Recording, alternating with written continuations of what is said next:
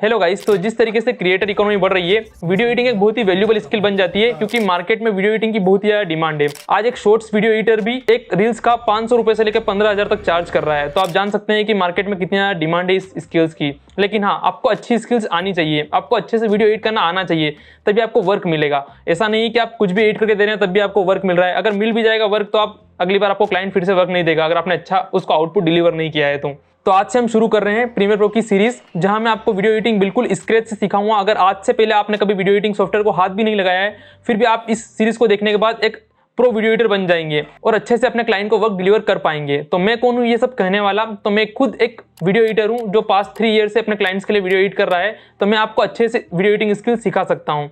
तो चलिए शुरू करते हैं। सबसे पहले बात करते हैं कि आपको प्रीमियर प्रो डाउनलोड कहाँ से करना है। देखो प्रीमियर प्रो एक पेड सॉफ्टवेयर है। आप जा सकते हैं अडोबी की वेबसाइट से इसको डाउनलोड कर सकते हैं, लेकिन अगर आपके पास मनी नहीं है तो फिर दूसरे जुगाड़ भी मार्केट में उपलब्ध हैं। आप इस टाइप की वेबसाइट जो है वहाँ से इसको डाउनलोड कर सकते हैं। लेकिन हाँ, खुद की रिस्क पर कभी कभी वायरस भी आ जाते हैं इसके अंदर, तो आप खुद की रिस्क पर इसको डाउनलोड कर सकते हैं। आगे हम बात करेंगे डाउनलोड करने के बाद का प्रोसेस क्या होने वाला है। तो आपने इसको डाउनलोड कर लिया, अब हम देखते हैं कि सॉफ्टवेयर आपको कैसे यूज़ करना है, क्या क्या ये सॉफ्टवेयर में है।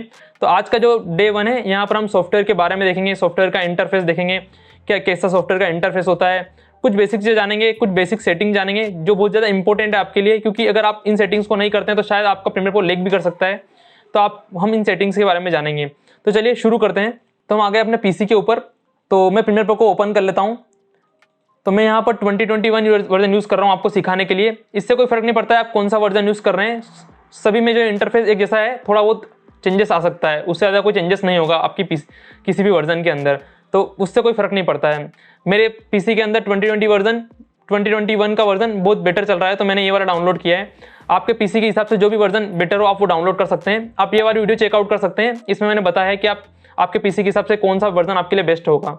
तो आप ये वीडियो देख लीजिए अगर आपको डाउट है तो। अगर आपके पास already Adobe Premiere Pro install है और आपके इसमें ऑलरेडी अच्छे से चल रहा है तो आप वही यूज़ कर सकते हैं। तो यूज़ करने के बाद यहाँ पर 2 ऑप्शन आते हैं, न्यू प्रोजेक्ट और ओपन प्रोजेक्ट। सबसे पहले प्रोजेक्ट क्या है? तो प्रोजेक्ट एक पूरा मतलब कि एक बॉक्स है, यूँ समझिए इसको मतलब अगर आप इसको थोड़ा एग्जांपल समझेंगे तो आपको बेटर समझ में आएगा चीज़ें। तो प्रोजेक्ट होता है एक बॉक्स, जिस बॉक्स के अंदर आप अपनी सारी फाइलें सभी कुछ डालते हैं और उसके अंदर से फिर आउटपुट निकालते हैं। तो मतलब पूरा एक बॉक्स वो एक प्रोजेक्ट है। मतलब एक वीडियो को बनाने के लिए आपने एक प्रोजेक्ट बनाया है, सिंपल सी बात है। तो फिर हमने यहाँ पर क्लिक किया न्यू प्रोजेक्ट। मैंने दूसरे प्रोजेक्ट यहाँ पर जो काम कर रखा है यहाँ पर है, मैंने यूज़ किया न्यू प्रोजेक्ट। अपनी प्रोजेक्ट के बाद आप प्रोजेक्ट को नाम दीजिए कि ये वीडियो किस बारे में है। तो हो सकता है देखो मेरी वीडियो आपके सिखाने के लिए तो मैं यहाँ पर देता हूँ प्रीमियर प्रो क्लास 1। आपका जो भी प्रोजेक्ट जिसके बारे में वो वेडिंग आप वेडिंग की अगर आप एडिटिंग कर रहे हैं तो वेडिंग एडिटिंग, या फिर जिसका भी ये प्रोजेक्ट हो उस क्लाइंट का नाम भी आप दे सकते हैं यहाँ पर, या फिर वीडियो का नाम भी यहाँ पर दे सकते हैं। फिर होता है लोकेशन, कि आपका ये प्रोजेक्ट कहाँ पर सेव होगा। अब प्रोजेक्ट क्यों सेव करना पड़ता है? हो सकता है आप अभी एडिटिंग कर रहे हैं, आपने प्रोजेक्ट को बंद कर दिया, तो अगर प्रोजेक्ट सेव करने की इसमें फैसिलिटी नहीं होगी तो फिर आपका प्रोजेक्ट फिर से आपको स्टार्ट करना पड़ेगा बनाना। तो यहाँ पर प्रोजेक्ट आपका सेव होगा। तो आप जहाँ पर भी आपको चाहें वहाँ पर इसको ब्राउज करके उस लोकेशन को सेट कर सकते हैं कि मेरा प्रोजेक्ट इस जगह पर सेव होना चाहिए मेरे पीसी के अंदर। उसके बाद यहाँ पर है जैसे कि ये है Mercury playback engine GPU accelerator कूडा कोर्स। अब ये क्या होता है? अगर आपके इसमें ग्राफिक्स कार्ड लगा हुआ है, डेडिकेटेड ग्राफिक्स कार्ड आपके पीसी के अंदर, तो आप जो है इसको ग्राफिक्स कार्ड पर रख सकते हैं। इससे आपका परफॉर्मेंस बढ़ जाता है पीसी का। अच्छा, और अगर आपके इसमें ऑप्शन आ ही नहीं रहा है, मतलब आपके इसमें ग्राफिक्स कार्ड है ही नहीं, तो मेरे इसमें दोनों है, Mercury playback engine software only और Mercury playback engine CPU accelerator CUDA. तो मैंने कूडा पर कर रखा है क्योंकि मेरे इसमें ग्राफिक्स कार्ड लगा हुआ है। फिर टाइम कोड, ये सब सेटिंग्स आपको चेंजेस करने की जरूरत नहीं है, ये सेटिंग्स आप रख सकते हैं आपके इसमें भी। स्क्रैच डिस्क क्या होता है? तो आपको वीडियो का प्रीव्यू कहाँ पर सेव होगा, ये सब कहाँ पर सेव होगा? तो बाय डिफ़ॉल्ट मेरे इसमें वहीं पर सेव हो रही है जहाँ पर प्रोजेक्ट सेव हो रहा है। तो आपके इसमें भी बाय डिफ़ॉल्ट यही रहेगा। तो आप चाहें तो चेंज कर सकते हैं, लेकिन वही बेटर होता है कि वो उसी जगह पर सेव हो। उसके बाद इंजेस सेटिंग वगैरह इसमें भी आपको कोई चेंजेस नहीं करना है। तो आपका प्रोजेक्ट यहाँ पर हो जाए उसका ओके कर देना है। तो मेरे इसमें भी जो प्रीमियर प्रो ओपन करने के बाद ये कुछ इस तरीके से दिखा रहा है। ये इस तरीके से इसलिए दिखा रहा है क्योंकि मैंने अपना वर्क स्पेस खुद बनाया है। अब वर्क स्पेस क्या होता है? वर्क स्पेस का मतलब होता है कि आप इन बॉक्सेस को जैसे चाहे उस तरीके से रख सकते हैं और अपना वर्क स्पेस फिक्स कर सकते हैं। इसमें बाय डिफॉल्ट आपको बहुत सारे वर्क स्पेस मिलेंगे, जैसे कि लर्निंग में आपको सीखना है अगर यहाँ से तो आप सीख सकते हैं, लेकिन इतना बेटर आपको सीखने को यहाँ से नहीं मिलेगा। पर यहाँ पर बेसिक सिखाने के लिए आपको बताया गया है वर्क स्पेस क्या होता है, बेसिक्स वगैरह आपको बताया गया है यहाँ पर। तो यहाँ पर यह है लर्निंग वाला वर्क स्पेस, फिर ये असेंबली वाला वर्क स्पेस, एडिटिंग वाला work space, different work space आपको मिल जाता है यहाँ पर। लेकिन मैंने अपने कस्टम वर्कस्पेस बनाए हुए हैं क्योंकि मुझे अपने खुद के हिसाब से वर्कस्पेस बनाना ज़्यादा बेटर लगता है। तो अभी आप बहुत सारे वर्कस्पेस चेक कर सकते हैं यहाँ पर, कलर के लिए वर्कस्पेस, इफेक्ट्स के लिए। तो मैं मेनली यहाँ पर सिर्फ कलर का स्पेस यूज़ करता हूँ और ग्राफिक्स वाला वर्कस्पेस यूज़ करता हूँ जब मेरे को ज़रूरत होती है, वरना मैं स्विच नहीं करता हूँ बहुत ज़्यादा इसके अंदर। तो हम अभी शुरू करेंगे एडिटिंग से यहाँ से, क्योंकि बाय डिफ़ॉल्ट आपके पास एडिटिंग वाला वर्कस्पेस आएगा जब आप इसको स्टार्ट करेंगे। तो मैं वो भी बताऊँ आपको वर्कस्पेस कैसे बनाना है खुद का, वो बाद में देखेंगे। सबसे पहले हम देखते हैं कि ये चीज़ें है क्या है। इंटरफेस को देख के डर मत जाइएगा कितना सारा इंटरफेस में क्या दिखा रहा है इसके अंदर सब कुछ है, इसको देख के डर मत जाना। बहुत सिंपल चीज़ें धीरे धीरे सीखेंगे हम।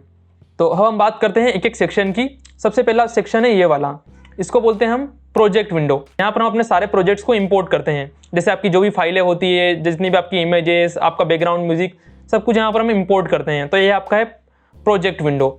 सेकेंड वाला विंडो है आपका सोर्स विंडो। अब सोर्स विंडो क्या होता है, जैसे बहुत सारी आपने वीडियोज़ यहाँ पर इंपोर्ट कर ली, वीडियो की लेंथ बहुत बड़ी बड़ी है, आपको उसमें सिर्फ छोटा सा पीस यहाँ पर लाना है, या फिर आपको वीडियो का प्रीव्यू चेक करना है कि वीडियो लग कैसे रही है। तो आप जब भी वीडियो को डबल क्लिक करेंगे वो सोर्स मॉनिटर के अंदर आ जाएगी, वहाँ पर आप वीडियो को चेकआउट कर सकते हैं। हम इसका यूज़ देखने वाले हैं आगे। अभी पहले मैं आपको नाम बता देता हूँ। ये है प्रोजेक्ट विंडो, वो है इसके ऊपर ये वाला है सोर्स विंडो। फिर यहाँ पर आता है प्रीव्यू विंडो। इस प्रीव्यू विंडो के अंदर हम देखते हैं कि आपकी वीडियो लग कैसे रही है, आपका फाइनल आउटपुट जो आने वाला है वो कैसा दिख रहा है, वो यहाँ पर दिखने वाला है आपको। फिर ये वाला है आपका ऑडियो मीटर। यहाँ से आपको दिखाएगा आपकी ऑडियो की वेव लेंथ, कि मतलब आपकी ऑडियो, आपका जो वॉइस कितना आ रहा है, कितना किसमें कितना व्यूज आ रहा है, राइट चैनल, लेफ्ट चैनल। जैसे आपको इसको आपको यहाँ बड़ा करेंगे आपको पता लगेगा कि यहाँ पर 2 चैनल है, 1 चैनल 2 चैनल। जब मैं वीडियो डालूंगा तब आपको बताऊंगा फिर से यहाँ पर मैं अभी आप ये है ऑडियो मीटर, ये आप जान लीजिए। फिर ये है आपकी टाइमलाइन। टाइमलाइन पर जो आपकी जो है, आप जितनी भी आपकी वीडियोस रहेंगे यहाँ पर पुट करेंगे टाइमलाइन पर, उनकी लेंथ वगैरह देखने के लिए, एडिटिंग करने के लिए हम टाइमलाइन का यूज़ करते हैं बेसिकली। फिर यहाँ पर होता है आपका टूल बार। यहाँ पर छोटा सा टूल बार है आपका, यहाँ पर सारे आपको टूल मिल जाते हैं इसके अंदर। इन टूल के अंदर भी आप जैसे यहाँ पर आएंगे और इसको थोड़ा सा प्रेस करेंगे, आपको इसके अंदर और भी टूल मिल जाएंगे। जैसे आप यहाँ पर आए आइकन के ऊपर, उसके बाद आपने इसको आपका राइट वाला क्लिक आपने दबाया माउस का और आपने बस प्रेस किया हल्का सा ऊपर, तो आपको सारे टूल इसके अंदर मिल जाएंगे जो इसके अंदर टूल होंगे। तो ये हो गया आपका एक प्रीव्यू कि हाँ इसमें क्या क्या चीज़ें अवेलेबल हैं। उसके अलावा यहाँ पर कुछ ऑप्शन मिलते हैं आपको। यह है फाइल वाला ऑप्शन। फाइल में आपका ओपन प्रोजेक्ट, रिसेंट प्रोजेक्ट, ये सिर्फ बेसिक चीज़ें हैं, आप साथ साथ में सीख जाएंगे जब हम यूज़ करेंगे चीज़ों को। इसको आपको अभी देखने की ज़रूरत नहीं है। फिर है एडिट वाला ऑप्शन। यहाँ पर बहुत सारी चीज़ें अभी आपको ऑन नहीं दिखेगी क्योंकि अभी प्रोजेक्ट हमने इंपोर्ट नहीं किया है। फिर एक कीबोर्ड शॉर्टकट, आप चाहें तो अपने कीबोर्ड शॉर्टकट यहाँ पर चूज़ कर सकते हैं, वो भी मैं आपको आगे वीडियो में बताने वाला हूँ कौन कौन से शॉर्टकट आपको चूज़ करने चाहिए या खुद के शॉर्टकट कौन कौन से बनाने चाहिए जिससे आपका वर्क फ्लो ईजी हो जाए। तो हम शॉर्टकट देखने वाले हैं आगे। फिर आता है प्रीफरेंसेस। तो यहाँ पर कुछ सेटिंग्स होती है प्रीमियर प्रो की, तो हम चलिए सेटिंग्स देख लेते हैं। सबसे पहले कुछ सेटिंग्स देख लेते हैं जो आपके लिए फ़ायदेमंद होगी। तो जनरल में कुछ ज़्यादा सेटिंग्स नहीं है करने के लिए, ऑडियो में भी इतनी ज़्यादा सेटिंग्स नहीं है, आप चाहें तो देख लीजिए आपके हिसाब से कुछ हो तो। यहाँ पर आप ऑडियो हार्डवेयर चूज़ कर सकते हैं कि आपका ऑडियो किससे आउटपुट आ रहा है, इनपुट किससे आएगा, वो आप चूज़ कर सकते हैं, लेकिन ये भी बाय डिफ़ॉल्ट चूज़ कर ही लेगा वो प्रीमियर प्रो आपका। फिर यहाँ पर ये वाली सेटिंग इंपॉर्टेंट है, automatically save project in 10 minute. मैंने 10 मिनट कर रखा है, आप चाहें तो 5 मिनट 10 मिनट आपके हिसाब से कर सकते हैं। अगर आपको लगता है कि आपके एरिया में बहुत ज़्यादा लाइट आती जाती है तो आपका प्रोजेक्ट बिगड़ ना जाए या फिर क्रैश हो जाए, बार बार प्रीमियर प्रो क्रैश भी बहुत ज़्यादा होता है, आप बोल नहीं सकते हैं इसके अंदर कभी भी क्या कब क्रैश हो जाएगा है, तो आपको अपना प्रोजेक्ट सेव करके रखना है। तो आप कंट्रोल हमेशा दबाते रहिए थोड़ी थोड़ी देर में आपके कीबोर्ड के ऊपर। लेकिन फिर भी अगर आप भूल जाते हैं तो आप 10 मिनट का इसके अंदर ऑटोमेटिकली सेव लगा सकते हैं। तो आप यहाँ पर टाइमिंग कम ज़्यादा करके सेव लगा सकते हैं अगर आपके इसमें स्पेस है तो। अगर आपके इसमें जो है हार्ड ड्राइव बहुत छोटी लगी हुई है, 500 GB की लगी हुई है, तो फिर आप यहाँ पर इतना मत करिएगा। फिर आप इसको जो है 15 मिनट 20 मिनट के अंदर सेव रखिएगा इसका। फिर कैप्चर के अंदर कुछ सेटिंग्स वगैरह हैं, आप इनको चेंज कर सकते हैं। इनकी अभी आपको ज़रूरत नहीं पड़ेगी ज़्यादा चेंजेस करने की। ये लेबल वगैरह ये सब चीज़ें मैं आपको आगे सिखा दूंगा क्या है। हाँ, आप कैश फाइल आपको कहाँ सेव करनी है वो आप इसको बता दीजिएगा यहाँ से ब्राउज करके कि आपको कहाँ पर सेव करनी है और कितने दिन में उस फाइल को उड़ाना है। ये इसकी सेटिंग के लिए मैंने एक वीडियो डेडिकेटली बना चुका हूँ मैं, आप उस वाली वीडियो को चेक कर लीजिए कि how to run Premiere Pro easily in your PC. मैंने वीडियो बनाई है, आप इस वाली वीडियो को चेकआउट कर लीजिए। इसमें बहुत सारे सेटिंग्स मैंने बता दिए, ये आपके लिए बहुत ज़्यादा इंपॉर्टेंट है आपके प्रीमियर प्रो को ईजिली रन करने के लिए आपके पीसी के अंदर। तो आप वो सेटिंग देख लीजिएगा। मैं अभी यहाँ पर सेव कर रहा हूँ इसको और हम यहाँ शुरू करते हैं यहाँ से। अब तो ये सीक्वेंस, ग्राफिक्स, ये चीज़ें हम साथ साथ में सीखते रहेंगे जिससे हमको काम पड़ेगा। विंडोज़ के अंदर देख लीजिए, तो जो आपका पैनल आपको शो करना है, आप विंडोज़ के अंदर क्लिक करेंगे वो पैनल बाहर आ जाएगा यहाँ पर। और ये है आपका वर्क स्पेसेस। वर्क स्पेस में आपको बता रहा था अभी ना कि ये एडिटिंग का वर्क स्पेस है, तो वर्क स्पेस आप यहाँ से भी चूज़ कर सकते हैं जैसे वहाँ से चूज़ करते हैं। और आप खुद का वर्क स्पेस कैसे सेव कर सकते हैं वो भी मैं आपको बताने वाला हूँ आगे। अभी तो धीरे धीरे सीखते हैं क्योंकि काफ़ी चीज़ें बताने के लिए। तो स्टार्ट करते सबसे पहले इंपोर्ट प्रोजेक्ट करने से। तो आप चाहें तो देखो यहाँ से भी डबल क्लिक करके जहाँ पर आपकी फाइल्स हैं वहाँ से आप इंपोर्ट कर सकते हैं। जैसे मैं अभी के लिए आपको एग्जांपल के लिए मेरा कोई प्रोजेक्ट ले लेता हूँ जो मैंने पहले बनाया है। तो ये वाला मैंने अभी बनाया था रिसेंटली प्रोजेक्ट, तो मैं इसकी फाइलें यहाँ पर इंपोर्ट कर लेता हूँ दोनों। तो यहाँ पर इन दोनों को क्लिक करके मैंने कर दिया ओपन, तो ये दोनों फाइलें यहाँ पर आ गई है। तो जैसे अभी ये वाला जो प्रोजेक्ट है इसमें इस तरीके से आइकन दिख रहे हैं, आप चाहें तो इसमें जो है इस तरीके से टेक्स्ट वाला भी देख सकते हैं। आप चाहें तो आइकन्स को और बड़े बड़े कर सकते हैं, अलग अलग इनको सेपरेट कर सकते हैं। आप इनकी साइज भी यहाँ से छोटी बड़ी कर सकते हैं, तो जैसे आप चाहें वैसा आप इनको रख सकते हैं। तो आप ये चीज़ें कर सकते हैं। उसके बाद यहाँ से भी आप जो है न्यू बीन बना सकते हैं। अब बीन क्या होता है? बीन होता है एक फोल्डर। जैसे आपके पास बहुत सारी फाइलें अलग अलग, कुछ ऑडियो की फाइलें हैं, कुछ वीडियो की फाइलें हैं, तो आप बहुत जाए मेसअप पूरी चीज़ें, तो आप यहाँ पे अलग से बीन बना सकते हैं। जैसे कि आपने एक बीन बनाया वीडियो, अब बीन होता है एक फोल्डर। आपने ये फोल्डर बनाया और आपकी दोनों फाइलें इस फोल्डर के अंदर आपने डाल दी, तो आप ऐसे फोल्डर भी बना सकते हैं अलग अलग। ये इस फोल्डर के अंदर आपकी फाइलें हो गई, तो आप सारी चीज़ों को यहाँ पर अच्छे से मतलब कि ऑर्गेनाइज कर सकते हैं इसके द्वारा। तो यहाँ से आप फोल्डर बना सकते हैं। फिर आपको सर्च करना हो तो सर्च भी कर सकते हैं। और यहाँ पर होता है आपका ये बटन, इस बटन से आप काफ़ी चीज़ें इसके अंदर बना सकते हैं, जैसे कि project shortcut, sequence, adjustment layer. ये सभी हम चीज़ धीरे धीरे जानने वाले हैं आगे लेक्चर के दौरान, क्योंकि अभी बताऊंगा तो आपको समझ में कुछ भी नहीं आएगा। अगर आप इनका यूज केसेस के साथ इनको जानेंगे ना तो ज़्यादा बेटर होगा आपके लिए।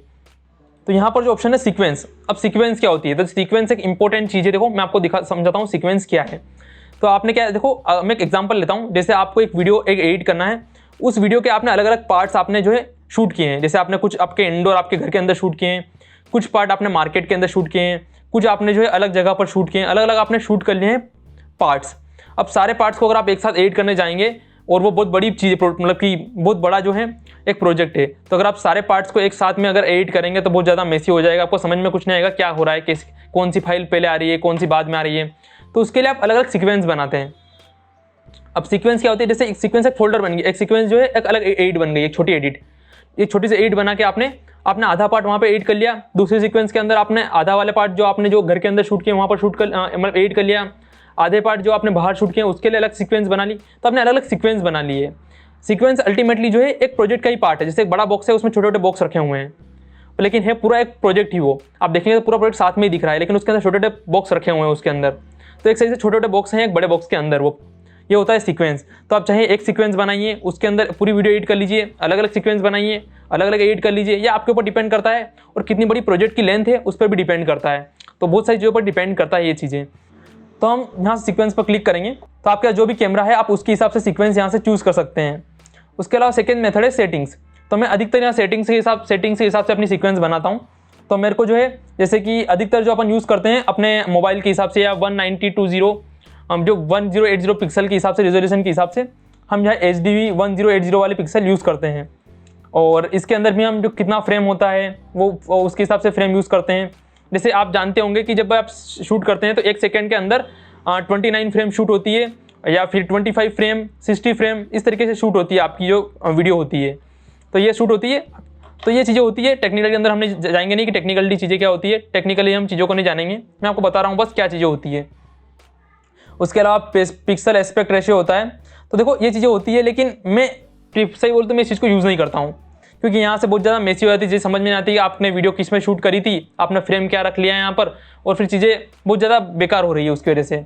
तो मैं यहाँ से सीक्वेंस बनाता ही नहीं हूँ। मैं करता हूँ डायरेक्ट अपनी वीडियो को लेता हूँ और टाइमलाइन के ऊपर इंपोर्ट कर देता हूँ, तो अपने आप एक सीक्वेंस बन जाती है। अब ये सीक्वेंस ऑटोमेटिकली यहाँ पर बनकर रेडी हो गई है। तो यहाँ पर ये टाइमलाइन है। अब आपका जितना बड़ा मॉनिटर होगा उसके हिसाब से आप चीज़ों को कर पाएंगे, लेकिन हाँ मेरे पास भी छोटा सा मॉनिटर, फिर मैं अपना काम कर पाता हूँ। लेकिन अगर जितना अच्छा मॉनिटर होता है, बड़ा वाला थोड़ा सा अपने पास 27 इंच का, 32 इंच का, उतना आपको एडिटिंग करने में अच्छा होता है।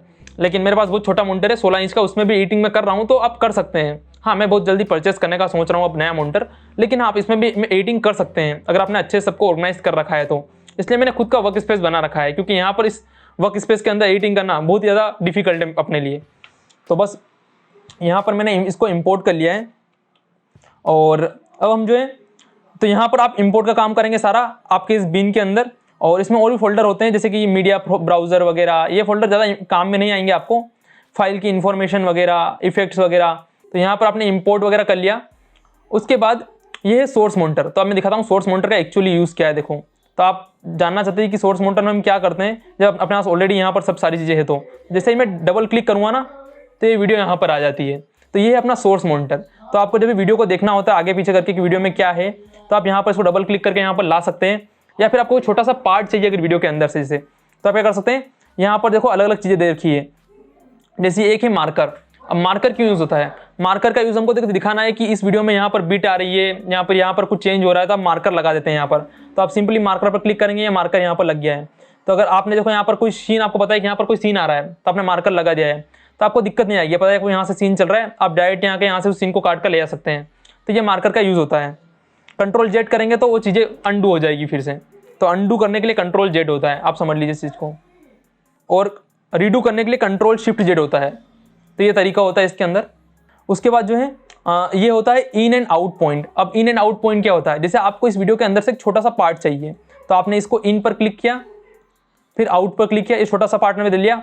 अब आपको ऑडियो चाहिए, वीडियो चाहिए, तो अगर आपको सिर्फ वीडियो चाहिए तो आपने वीडियो का छोटा सा पार्ट लिया, यहाँ पर इसको इंपोर्ट कर लिया। अगर आपको सिर्फ ऑडियो चाहिए तो आपने यहाँ पर से ऑडियो पर क्लिक किया और यहाँ पर रख दिया इसको ड्रैग करके इसे। अगर आपको पूरा ही पार्ट चाहिए कि मतलब ऑडियो वीडियो दोनों आना चाहिए, तो फिर आप इस यहाँ वीडियो को यहाँ से पकड़ेंगे और रखेंगे, तो ये पूरा पार्ट आ जाएगा। तो ये होता है इसके अंदर। इसके अलावा आपको इन और आउट पॉइंट पर आगे पीछे जाने के लिए आप डायरेक्टली इसको यूज़ कर सकते हैं। ये इन पॉइंट पर जाएगा, आउट पॉइंट पर डायरेक्टली चला जाएगा, तो इसके लिए आप इसको यूज़ करते हैं। और ये 1 फ्रेम आगे जाना और 1 फ्रेम पीछे जाने के लिए आप इन बटन को यूज़ करते हैं। और इसको आप डायरेक्टली रन करने के लिए यूज़ करते हैं, जो आप स्पेस बार से भी कर सकते हैं। और इन सब चीज़ों के भी शॉर्टकट होते हैं, जो हम समय के साथ आगे आगे जानेंगे क्या क्या शॉर्टकट होते हैं। फिर ये ओवरले, इंसर्ट वगैरह, इन चीज़ों को हम आगे जानेंगे वीडियो को जब यूज़ करेंगे तब थोड़ा सा। फिर यहाँ पर इफेक्ट कंट्रोल होता है। इफेक्ट कंट्रोल क्या होता है, जैसे मैं वीडियो को क्लिक करता हूँ तो वीडियो की पोजीशन, स्केल, ये सारी चीज़ें कम ज़्यादा करने के लिए इफेक्ट कंट्रोल होता है, जिसको हम आगे जानेंगे, क्योंकि अभी सारी चीज़ें एक साथ नहीं जान सकते हैं आप। अभी हम सब सिर्फ चीज़ों एक इंटरफेस जानने की, इंटरफेस में क्या क्या चीज़ें हैं यहाँ पर। तो ये होता है सोर्स मॉनिटर। फिर होता है हमारा प्रोग्राम मॉनिटर, जिसको हम जो है प्रीव्यू मॉनिटर भी बोलते हैं या प्रीव्यू विंडो भी बोलते हैं। यहाँ पर अलग अलग सेटिंग्स होती है, मैं इसको थोड़ा बड़ा कर लेता हूँ आपको बताने के लिए। आप किसी पैनल को इस तरीके से ड्रैग एंड ड्रॉप कर सकते हैं, उसको बड़ा छोटा कर सकते हैं।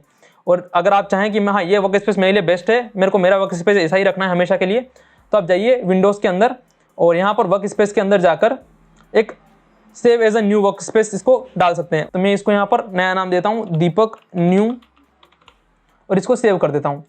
तो आपको ये वाला वर्क स्पेस आपको यहाँ पर दिखने लग जाएगा, ये दीपक न्यू यहाँ पर वर्क स्पेस आ गया है, और ये वाला वर्क स्पेस आपको यहाँ पर भी दिखेगा, दीपक न्यू।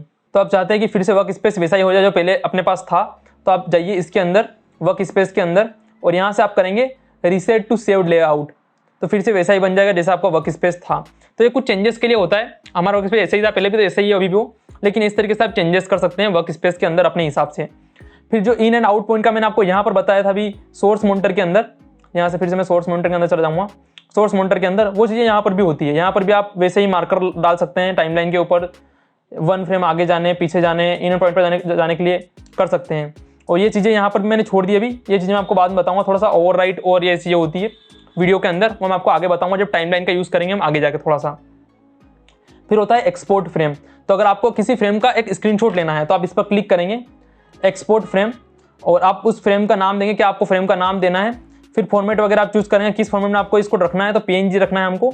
उसके बाद आपको कहाँ पर इसको सेव करना है, ये यहाँ पर लोकेशन बता रहा है। आप जो है ब्राउज करके पाथ चेंज कर सकते हैं, आपको कहाँ पर इसको रखना है आप कर सकते हैं, या फिर आपको इंपोर्ट करना है इसको प्रोजेक्ट के अंदर, तो आप यहाँ पर क्लिक करेंगे इसको और ओके करेंगे। उसके अलावा और कुछ और दूसरे भी आइकन होते हैं, यहाँ से प्लस करके आप आइकन्स को जोड़ सकते हैं बहुत सारे, वो हम आगे देखेंगे क्योंकि अभी इनका यूज़ नहीं है।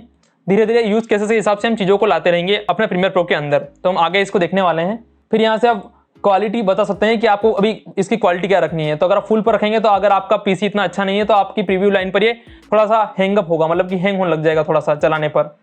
तो मैं अधिकतर इसको जो है 1/2 या 1/4 पर रखता हूँ, क्योंकि इससे जो प्रोडक्ट कितना भी ले लीजिए वो थोड़ा सा अच्छे से फ्लो चलता रहता है और अच्छे से थोड़ा सा प्रीव्यू दिखता रहता है टाइमलाइन के यहाँ पर आपको प्रीव्यू विंडो के अंदर। तो आप यहाँ से क्वालिटी कम कर सकते हैं। ये क्वालिटी वीडियो की ओरिजिनल कम नहीं होगी जब आप इसको एक्सपोर्ट करेंगे, बस अभी आपको दिखाने के लिए यहाँ पर थोड़ी सी क्वालिटी कम दिखती है आपको, तो आप ये कर सकते हैं। यहाँ से आप 10%, 20% जितना आप चाहिए इसको बड़ा छोटा करके देख सकते हैं, और आप इस एज क्लिक करके हैंड टूल लेके इसको ऐसे प्रीव्यू विंडो के अंदर देख भी सकते हैं वीडियो को, और फिर से आप जाकर फिट करेंगे तो फिर से ये फिट हो जाएगा आपकी इसके अंदर। ऑडियो मीटर आपको दिख ही रहा होगा, जैसे हम चलाते हैं आपकी ऑडियो कितना पीक है कितना क्या है इसके अंदर दिखने वाला है, बाकी इसका इतना यूज़ नहीं आएगा आपको अभी। हाँ, इसकी सेटिंग्स अंदर होती है, मैं आपको बाद में दिखाने वाला हूँ। फिर ये होते हैं हमारी टाइमलाइन, जो सबसे ज़्यादा मोस्ट इंपॉर्टेंट चीज़ है। यहीं पर हम प्रोजेक्ट को जो है एडिट करते हैं, तो यहीं पर हम जो है प्रोजेक्ट का कट लगाते हैं, छोटा बड़ा करते हैं, सभी चीज़ें हम यहीं पर करते हैं। तो आज के लिए इतना ही हम इस वीडियो के अंदर देखने वाले हैं। ये टूल बार हम अगली वीडियो में देखेंगे, क्योंकि टूल बार के अंदर काफ़ी चीज़ें मेरे को आपको बतानी है, तो हम वो नेक्स्ट वीडियो के अंदर देखने वाले हैं। तो आई होप आपको वीडियो पसंद आई होगी, आपको सारी चीज़ें समझ में आ गई होगी। यूँ मत समझिएगा कि हमने पहली वीडियो में बस इंटरफेस को समझा है और इंटरफेस कितना बड़ा दिख रहा है, सब कुछ क्या है। नहीं, इतना टफ नहीं है। जब आप शुरू बार किसी चीज़ को देखते हैं ना, तो आपको टफ ही लगता है। जब आप 1-2 लेक्चर को देख लेंगे ना, आपके लिए बहुत ज़्यादा सिंपल हो जाएगी चीज़ें। तो थोड़ा सा बस पेशेंस रखिए और 1 बाय 1 लेक्चर को देखते रहिएगा। तो ये फर्स्ट लेक्चर है। और हाँ, अगर आपको वीडियो पसंद है तो प्लीज़ वीडियो को लाइक कर दीजिए और चैनल को सपोर्ट कीजिए, क्योंकि मुझे बहुत ज़्यादा टाइम लगता है इस तरह की वीडियो बनाने में, इन डेप्थ वीडियो बनाने में। तो आप चैनल को जो है सपोर्ट कीजिए, वीडियो को लाइक कर दीजिए और चैनल को सब्सक्राइब कर लीजिए अगर आपने अभी तक सब्सक्राइब नहीं किया है, क्योंकि मैंने अभी रेशियो देखा है, बहुत कम लोगों ने चैनल को सब्सक्राइब कर रखा है। बहुत सारे लोग आते हैं, वीडियो देखते हैं, लेकिन चैनल को सब्सक्राइब नहीं करते हैं। तो प्लीज़ चैनल को सब्सक्राइब कर दीजिए। और हाँ, अगर आपको कोई डाउट आता है तो प्लीज़ नीचे कमेंट कर दीजिए, या फिर आपको नीचे कोई अच्छा दूसरा टॉपिक चाहिए वीडियो के लिए, या आपके दिमाग में कोई डाउट चल रहा है, कोई टॉपिक पर वीडियो चाहिए, तो आप मुझे कमेंट में बताइए। हम अगली नेक्स्ट वीडियोज़ में उसको कवर भी करेंगे, उस डाउट को। अगर और कुछ अच्छा टॉपिक हो वीडियो के लिए तो हम वीडियो भी बनाएंगे उस टॉपिक के ऊपर। तो मिलते हैं नेक्स्ट वीडियो में, तब तक के लिए गुड बाय।